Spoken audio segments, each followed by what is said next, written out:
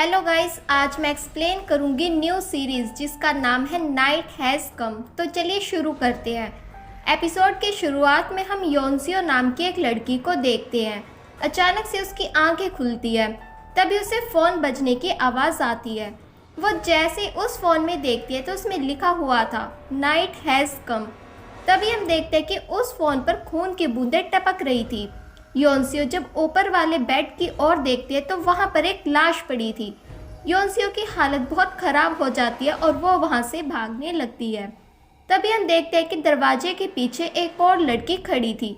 योनसियो भागते हुए swimming pool के पास पहुंच जाती है, जहां उसके सामने एक लड़की खड़ी थी।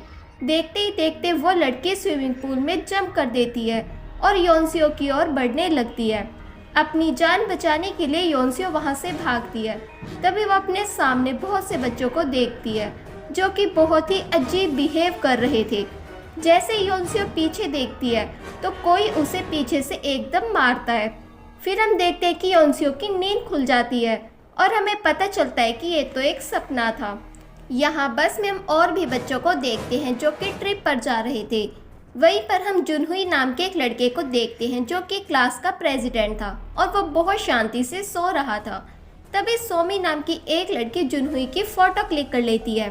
थोड़ी देर बाद सब लोग अपने डेस्टिनेशन पहुंच जाते हैं। योनसियो जब बस से उतरती है तो अपनी फ्रेंड से पूछती है कि हम पहले भी यहाँ आए हैं। पता नहीं क्यों मुझे ऐसा फील हो रहा है कि हम पहले भी यहाँ आ चुके हैं। तभी योनसियो देखते कि ऊपर खिड़की पर एक लड़की खड़ी है, पर अगले ही पल वो लड़की वहां से गायब हो जाती है। फिर हम देखते हैं कि इनके टीचर को किसी को अर्जेंट कॉल करनी थी, पर उसके फ़ोन में नेटवर्क नहीं थे, इसलिए वो वहीं का फ़ोन यूज़ करता है। पर तब उसे पता चलता है कि ये फ़ोन भी ख़राब है। उसके बाद सभी बच्चों को एक QR कोड स्कैन करने के लिए कहा जाता है, जिसे स्कैन करने के बाद उनके फ़ोन में एक ऐप इंस्टॉल होना था। अगले सीन में हम देखते हैं कि टीचर जुनही से कहता है मुझे दूसरे बच्चों को पिक करने जाना है, इसलिए जब तक मैं वापस नहीं आ जाता तुम सब कुछ मत करना और क्लास प्रेसिडेंट होने के नाते तुम सबका ध्यान रखना। फिर हम देखते हैं कि किसी भी बच्चे के फ़ोन में नेटवर्क नहीं थे। तभी अचानक से लाइट चली जाती है और एक लड़का अपने ऊपर चादर डालकर सबके सामने आ जाता है, जिसे देखकर सब लोग डर जाते हैं। पर एक लड़का उसे पहचान लेता है और कहता है कि मजाक करने की ज़रूरत नहीं है। तो दूसरा लड़का कहता है कि मैंने सुना है यहाँ पर एक लड़की ने सुसाइड किया था, इसलिए रात को कभी भी पीछे मुड़कर मत देखना। दरअसल वो सबको डराने की कोशिश कर रहा था। उसके बाद हम जुवन नाम के लड़के को देखते हैं। वो अपनी क्लास के 3 लड़कों के पास जाता है जो कि गुंडे टाइप लग रहे थे। जुवन उनसे पूछता है कि तुम मुझे मेरे पैसे कब दोगे, मुझे मेरी ट्यूशन फीस देनी है। लेकिन इस ग्रुप का लीडर क्युंगजुन उसकी रैगिंग करने लगता है। यहीं पर जुवन का फ्रेंड दाबियोंग भी खड़ा था। फिर ये तीनों मिलकर इन दोनों की रैगिंग करते हैं। उसके बाद सीन शिफ्ट होता है और हम योनसियो और उसकी फ्रेंड जियोंग को देखते हैं। ये दोनों अपने रूम में होती है और हमें पता चलता है कि कल योनसियो का बर्थडे है, इसलिए जियोंग चुपके से उसके बैग में गिफ्ट रख देती है। जैसे ही योनसियो अपना फ़ोन चेक करती है, उसके फ़ोन में खुद ही वो ऐप इंस्टॉल हो जाता है, जबकि उसने QR कोड स्कैन भी नहीं किया था। जब उस ऐप पर क्लिक करते तो उस पर लिखा था माफिया गेम शुरू हो गई है, तुम सब अपना ऑक्यूपेशन चेक कर लो। साथ ही ये भी लिखा हुआ था कि तुम एक सिविलियन हो। तभी मेन मेन्यू ओपन होता है, जिसमें लिखा था कि यहाँ जितने भी पार्टिसिपेंट्स हैं उन्हें सीक्रेटली एक ऑक्यूपेशन दिया जाएगा, जैसे कि सिविलियन, डॉक्टर, पुलिस या फिर माफिया। जो डॉक्टर बनेगा वो लोगों की जान बचा सकता है। ये गेम सुबह 8 बजे से लेकर रात 12 बजे तक चलेगी और माफिया मेंबर्स को वोटिंग के द्वारा सिलेक्ट किया जाएगा। रात के 12 बजे तक जिसे सबसे ज़्यादा वोट मिलेंगे उसे मार दिया जाएगा। जब कोई मर जाएगा तभी उसका ऑक्यूपेशन सबको बताया जाएगा। रात के 12 बजे के बाद सब लोग सोने जा सकते हैं सिवाय माफिया मेंबर्स के। और रूल नंबर 5 के अकॉर्डिंग जब सब लोग सो जाएंगे तो सुबह 5 बजे से पहले माफिया मेंबर किसी की जान लेगा। रूल नंबर 6 ये था कि जैसे टीम सिविलियन या टीम माफिया में से किसी एक टीम ने दूसरी पूरी टीम को खत्म कर दिया तो ये गेम ओवर हो जाएगा। सिविलियंस, डॉक्टर और पुलिस एक ही टीम में रहेंगे और माफिया मेंबर्स दूसरी टीम में। तभी उनके पास ये लिखा आता है कि सभी लोग माफिया को ढूंढो और अपना अपना वोटिंग स्टार्ट करो।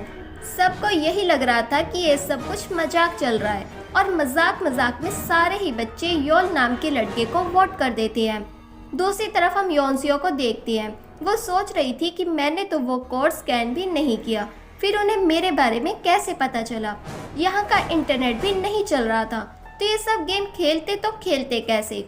उसके बाद क्लास प्रेसिडेंट सबको बताता है कि मैंने टीचर को कांटेक्ट करने की कोशिश की थी, लेकिन उनका फ़ोन लग ही नहीं रहा और यहाँ कोई है भी नहीं। तभी जियोंग कहती है कि पुलिस को फ़ोन करो, पर फ़ोन नहीं लगता। तभी इनके ग्रुप में एक मैसेज आता है। ये मैसेज योनसियो के लिए था। किसी ने उसे पूल के पास बुलाया था। योनसियो इस बारे में जुनहुई से पूछती है, तो वो कहता है कि कल एक इवेंट होने वाला है, शायद तुम्हें उसी के लिए बुलाया जा रहा है। जब ये लोग नीचे जाने लगते तो इन्हें जुवन मिलता है, जिसे वो गैंग बुली कर रही थी। जुनहुई कहता है कि मुझे जुवन से कुछ बात करनी है, तुम दोनों आगे जाओ। दूसरी तरफ हम देखते हैं कि ये लोग दाबियों को बहुत बुरी तरह से मार रहे थे। तभी यहाँ पर जुनहुई आता है और इन्हें रोकते हुए कहता है, तुम अपनी हद को पार मत करो। साथ ही हम ये भी देखते हैं कि दाबियों की नाक से खून बह रहा था। इस गैंग का एक लड़का जुनही से कहता है, मैं जानता हूँ कि तुम क्लास प्रेसिडेंट हो, लेकिन हमारे सामने ज़्यादा ड्रामा करने की ज़रूरत नहीं है। तभी यहाँ पर एक लड़का आता है जो कि इस बंदे को जोर से मारता है।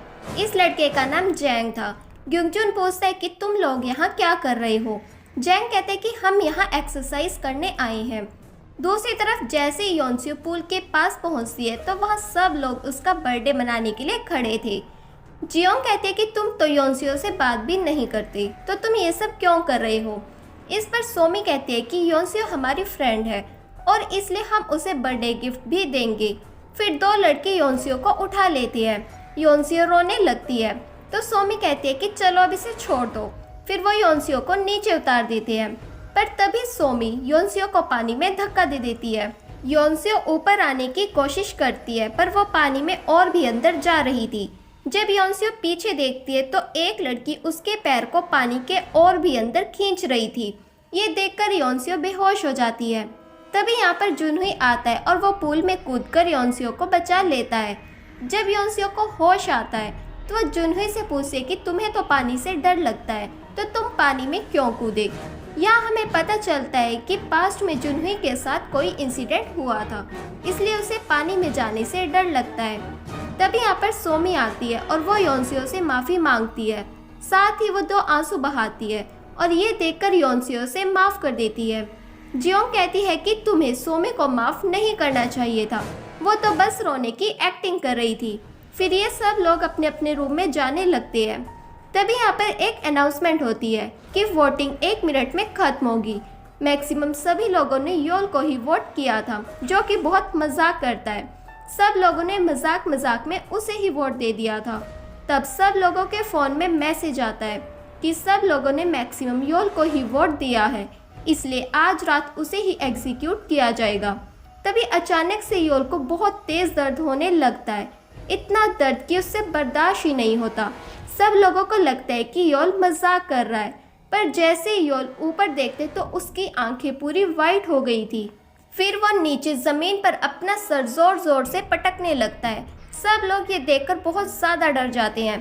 किसी को कुछ समझ ही नहीं आता। सब लोग योल को रोकने की कोशिश करते हैं, पर वो तो रुक ही नहीं रहा था।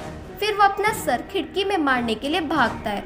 इससे पहले कोई कुछ कर पाता, योल खिड़की से नीचे कूद जाता है। और फिर एक अनाउंसमेंट होती है। योल एक सिविलियन था और सिविलियन टीम से एक मेंबर कम हो गया है।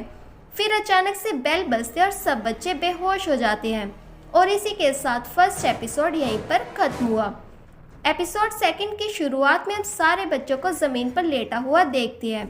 अगले दिन जब बेल बजती है तो सब बच्चे उठ जाते हैं और वो बहुत ज़्यादा डरे हुए थे। सब बच्चे कहते हैं कि हमने योल को वोट करके बहुत बड़ी गलती कर दी। जब ये खिड़की से बाहर देखते हैं तो योल वहीं नीचे पड़ा होता है। तभी इनके पास एक नोटिफिकेशन आती है जिसमें लिखा था कि पिछले वोट से पहले पुलिस ने अपनी पावर यूज़ कर ली, इसलिए माफिया ने जुवन को एग्जीक्यूट कर दिया। साथ ही ये भी बताया जाता है कि जुवन भी माफिया ग्रुप से था। जुवन वही लड़का है जिससे पिछली रात वो गैंग बुली कर रही थी। यानी यहाँ एक इंसान की नहीं बल्कि 2 लोगों की मौत हो चुकी थी। तभी इन्हें दोबारा से मैसेज आता है, माफिया को ढूंढो और फिर दोबारा से वोटिंग स्टार्ट करो। यानी कि आज रात भी कोई मरने वाला था। सब लोग जुवन की बॉडी को ढूंढने लगते हैं। तब एक लड़का कहता है कि ये अनाउंसमेंट कर कौन रहा है और हम इनकी बात क्यों माने। इसी बात का पता लगाने के लिए कुछ बच्चे ब्रॉडकास्टिंग रूम की ओर जाते हैं। तभी दाबियोम वहां खून देखकर जोर से चिल्लाता है। वॉशरूम का दरवाजा खोलकर पता चलता है कि वहां तो जुवन की बॉडी पड़ी थी। दूसरी तरफ वो लोग ब्रॉडकास्टिंग रूम पहुंच गए थे, लेकिन उन्हें वहां कोई नहीं मिलता। इस तरफ दाबियोम कहता है कि ये सब उस माफिया गेम की वजह से हो रहा है और एक एक करके हम सब मरने वाले हैं। जुनही कहता है कि सबको बता दो, हम अभी यहाँ से बाहर निकल रहे हैं। सारे बच्चे भागते हुए बिल्डिंग से बाहर आते हैं। तभी फिर से अनाउंसमेंट होती है कि ये गेम सिर्फ यहीं पर खेली जाएगी। जुनही कहता है कि मुझे कुछ गड़बड़ लग रही है, कोई यहाँ से बाहर मत जाना। लेकिन एक लड़का उसकी बात नहीं सुनकर बाहर चला जाता है। उसने गेम का रूल तोड़ा, इसलिए उसके साथ भी वही सब होता है। उस लड़के को रोकने के लिए उसका दोस्त भी उसके पीछे पीछे चला जाता है। फिर इन दोनों की आंखें भी वाइट हो जाती है और ये एक दूसरे को ही मारना शुरू कर देते हैं। दोनों एक दूसरे के साथ अपना सर पटकने लगते हैं और देखते ही देखते इन दोनों की मौत हो जाती है। उसके बाद अनाउंसमेंट होती है कि वो दोनों लड़के सिविलियन ग्रुप से बिलोंग करते थे। यानी कि सिविलियन ग्रुप से 3 लोगों की मौत हो चुकी है और माफिया ग्रुप से 1 की। अब सारे बच्चे बहुत परेशान हो जाते हैं। तभी उस बुली करने वाले लड़के क्योंगजुन को चाबियों का एक गुच्छा मिलता है और वो उन्हें अपने पास छिपा लेता है। उसके बाद जब ये लोग बाहर आते तो इन्हें एक वाइट लाइन मिलती है। वो सब समझ गए थे कि जो भी इस वाइट लाइन के बाहर जाएगा वो मारा जाएगा। यहाँ पर बहुत सी वाइट लाइन्स थी और इन्हें समझ नहीं आ रहा था कि इनमें से कौन सी लाइन क्रॉस नहीं करनी है। सारे लोग मिलकर डिसाइड करते हैं कि वो सब उस जगह पर जाएंगे जहाँ उन्हें कोई इंसान मिले हेल्प के लिए। इसलिए सब लोग वाइट लाइन के अंदर रहकर आगे बढ़ते हैं। तभी योंसियो को किसी की आवाज़ आती है और एकदम से सब कुछ हिलने लगता है। इस तरफ क्योंगजुन, इनके पास पूरी बिल्डिंग की चाबियां थी। वो कैंटीन में पहुंच जाती हैं जहां खाने पीने का बहुत सारा सामान रखा हुआ था। योंसियो अपनी फ्रेंड से कहती है कि हमें योल और जुवन की बॉडी को फ्रीजर में रखना होगा क्योंकि हम नहीं जानते कि पुलिस यहाँ पर कब तक आएगी। अगर हमने इनकी बॉडी ऐसे ही छोड़ दी तो वो डिकम्पोज होने लगेगी। दूसरी तरफ आधे बच्चे चलते चलते बहुत दूर आ गए थे। इनमें से एक लड़की का पैर स्लिप हो जाता है और वो नीचे गिर जाती है। उससे अब चला भी नहीं जा रहा था, पर सोमी कहते कि हम बहुत दूर आ गए हैं, अब हम वापस नहीं जा सकते। फिर से शिफ्ट होता है और हम देखते कि इन्होंने उन दोनों की बॉडी को फ्रीजर में रख दिया था। तभी यहाँ पर दाबियोम आता है और कहता है, मैंने अपना फ़ोन कल से चार्ज नहीं किया है पर उसकी बैटरी अभी तक खत्म नहीं हुई, वो 56% पर आकर रुक गई है। योंसियो कहती है कि हमारे साथ भी ऐसा ही है। उसके बाद जब योंसियो और जियोंग नीचे जा रही थी तब योंसियो को फिर से एक आवाज़ आती है। इसलिए योंसियो रेस्ट रूम का बोलकर नीचे बेसमेंट में जाती है। वो जैसे ही वहां पहुंचती है तो उसके पीछे एक लड़की होती है, पर योंसियो जैसे ही पीछे मुड़ती है तो वो लड़की वहां से गायब हो जाती है। अंदर जाने पर योंसियो को वहां पर बहुत से कंप्यूटर और एक फ़ोन मिलता है, लेकिन सब खराब थे। जैसे ही योंसियो यहाँ से बाहर निकलती है सारे कंप्यूटर्स ऑन हो जाते हैं, यानी कि ये सीसीटीवी रूम था और यहीं से सब पर नज़र रखी जा रही थी। कुछ देर बाद योंसियो अपनी फ्रेंड के पास पहुंच जाती है। योंसियो कहती है कि योल ने कहा था यहाँ पर एक भूत है। भले ही उसने मजाक में कहा था, पर मुझे लगता है कि मैंने उस भूत को देखा है। अगले सीन में हम देखते हैं कि ये लोग बहुत दूर चले गए थे। इन्हें यहाँ पर एक गाँव का साइन बोर्ड मिलता है, पर ये लोग इस लाइन को क्रॉस नहीं कर सकते थे, यानी कि ये रास्ता ब्लॉक हो गया था। लेकिन फिर इनमें से एक लड़के को अपने कैमरे में 2 लोग दिखाई देते हैं। ये सब उन्हें बुलाने की कोशिश कर रहे थे, पर वो दोनों तो हिल भी नहीं रहे थे और सेम पोजीशन में खड़े थे।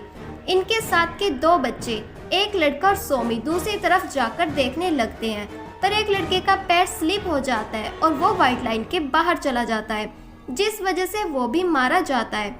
उसके बाद एक अनाउंसमेंट होती है कि किम डोंग को एग्जीक्यूट कर दिया है क्योंकि उसने गेम का रूल तोड़ा।